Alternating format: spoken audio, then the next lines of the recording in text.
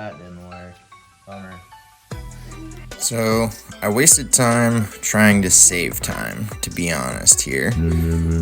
I built that little contraption with those shims thinking, oh, I'm gonna make this perfectly square so I won't have to sand it as much, but the Bondo didn't really stick well. I should have gone in smaller increments like I'm gonna do here. So, living you learn.